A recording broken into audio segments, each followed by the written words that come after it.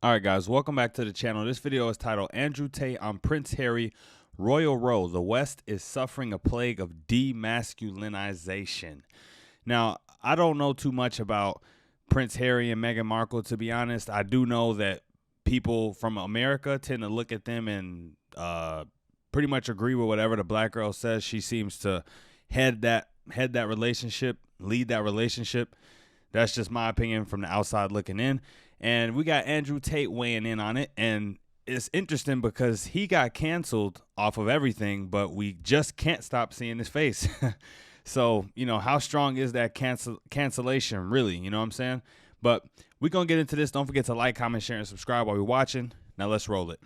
So Andrew Tate, great to have you here. People are so terrified when talking about Harry and Meghan because they're worried that they're going to be accused of racism.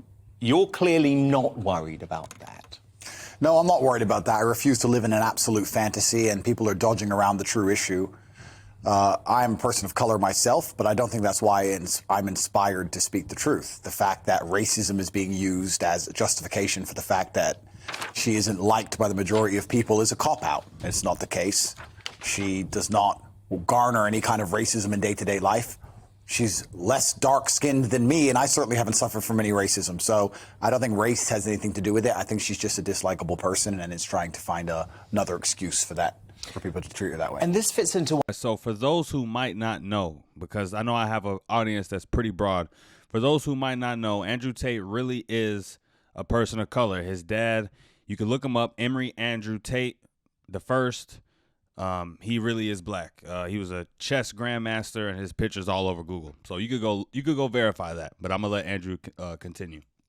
For people to treat her that way. And this fits into one of your bigger narratives, doesn't it? Which is that you're very worried that men today seem to be embracing the idea of being victims. And you say that one of the reasons that you are a resilient human being is because you have lived through trauma, but that trauma actually propelled you to success rather than bringing you down to victimhood. Yeah, the baseline of masculinity is that bad things are going to happen to you, and you're going to absorb them, and you're going to use them and to grow into a more competent individual. If you look at what society expects of men and what even females expect of men, they expect a man of competence. And for you to be competent, you have to have lived through some things. To be good at being a man, you have to have had a hard life. If you look at any superhero, his life was hard. This is the reality of it. And I think that the demasculinization of men is a genuine plague we are suffering with in the West.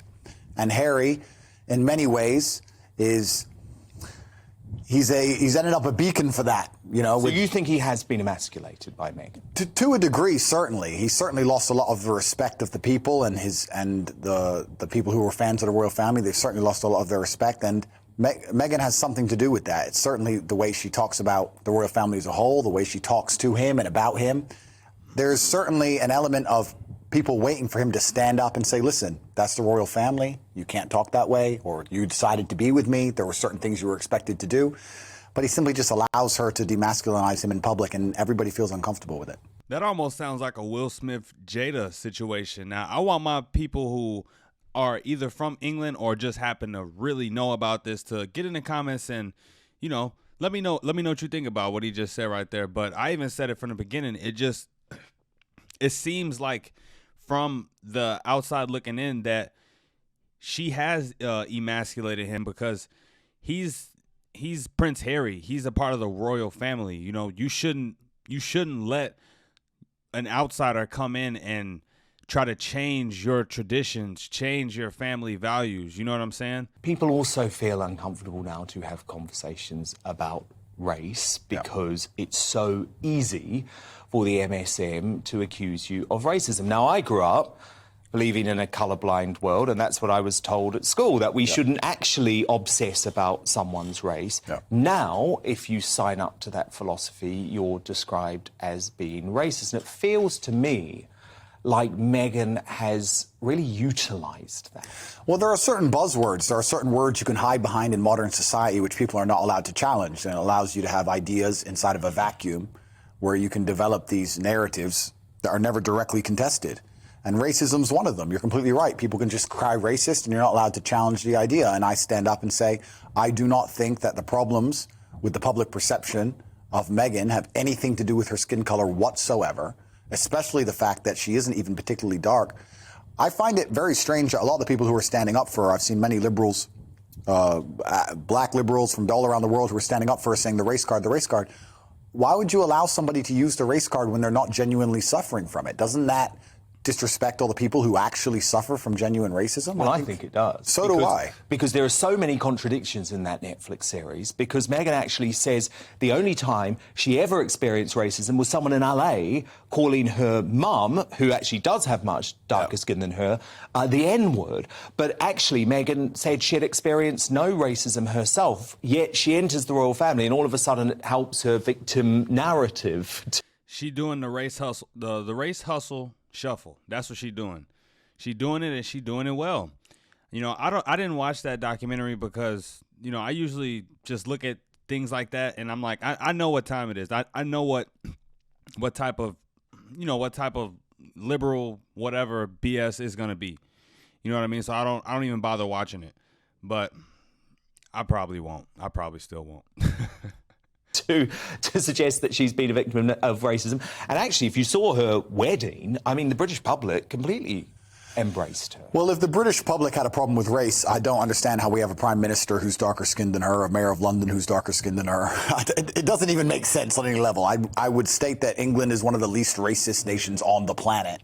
And this is one of the things that's kind of detrimental. The people who are obsessed with race and obsessed with racism, constantly calling it out, they in many ways speak it into existence, because most of us, like you said, like yourself, like myself, we don't see color. We treat people with respect. And if somebody's a likable person, they're a likable person. And if they're a dislikable person, they're a dislikable person. And their color has very little to do with it. It's just kind of... I love that. It's like you just driving down a road and then all of a sudden, boom, racism, racism, racism, racism everywhere. When one video surfaces, when this happens, when that happens, everyone's always talking about it. If you always speaking on something, you'll make it come true. You will actually make it come true. You'll make it true in your mind. You'll make it true in your reality if you constantly talking about something. You make it more relevant. It's facts.